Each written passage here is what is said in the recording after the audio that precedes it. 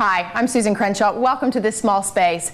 You know, it's no surprise with the huge trend of people living in industrial lofts that construction material, that's right, raw construction material, is being used to make furniture. Things like cement, plywood, and even sheet metal. Today, we're going to take a look at that and see how to use it in your small space.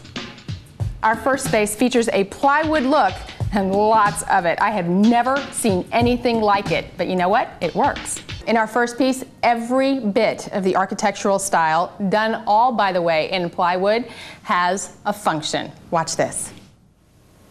The renovation of this apartment was to solve a very particular problem in that the owners didn't have enough room. The owners purchased the apartment below their existing apartment to provide a master bedroom suite and two children's bedrooms in a little more elaborate, a little more spacious setting than would have been possible. We immediately gutted the apartment, removed everything, down to the original structure. We made a hole in the ceiling to go up to the main penthouse floor. The original apartment was virtually untouched, except for the stair bulkhead which comes up through the floor slab and presents itself as a piece of furniture in the existing room. We also did a stereo cabinet, and we wanted to have a very visible sign that there was something else that you would experience as you moved into another part of the apartment.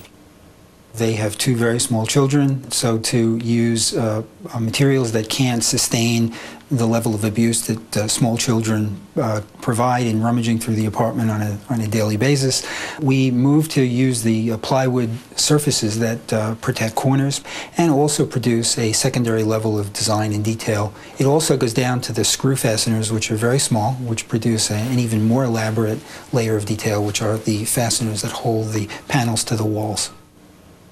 Architecture and design is always a byproduct of how materials are produced, and right now culture produces materials that are in sheet form. They're in 4x8 sheets, and I embarked on a process of saw cuts and detailing, and out of that intricacy of cutting and joining would produce a level of design and detail that would provide the ornamental features that have seemed to have evaporated in 20th century architecture.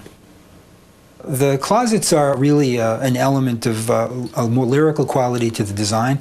They're meant to be very much about fun, puzzle parts, and one can see in some cases where the hand marks change as the kids will grow up, the finger holes are in different places. All of it is a kind of fantasy about the occupation of the space, and to provide this screen of woodwork that fills into the blank white plaster walls. The bathrooms were seen as almost marble blocks. They're very small, half-inch by half-inch marble tiles. They're hand-set, so they appear to shimmer and glow. It was very important, I think, that we felt that it didn't have a uniform quality, but had a kind of luster to it and a kind of casual quality, and a solidity to it that made it feel like the water would be impervious to the space.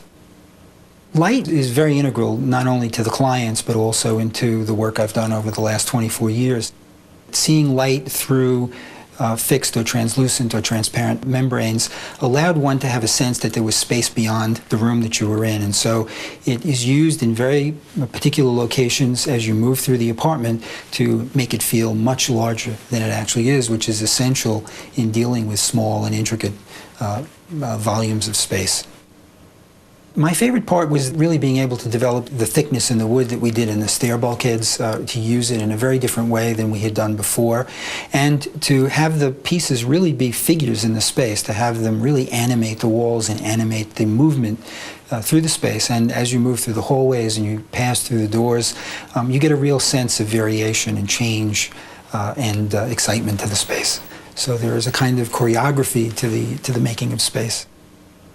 It's very important in small space, especially because of the cramped quarters, because of the complexities of movement and the dimensional sizes, that this strategy be worked out and be elaborated and developed both with the architect and with the owner, but also with the tradesman and the craftsman, who will give it the solidity, the density, and the intensity of finish that is really necessary to produce an extraordinary work of design.